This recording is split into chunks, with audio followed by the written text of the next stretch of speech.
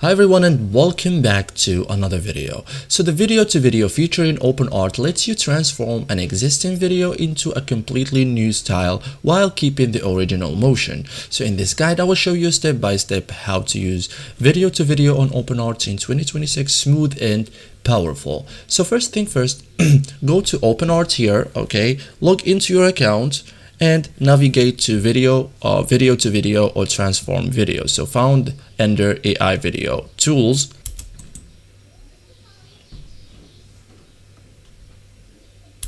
Upload your original video. Okay, so you have here the option of uploading. So click upload video, select your clip, best input like 3 to 10 seconds, stable footage, clear subject. So simple video give better results.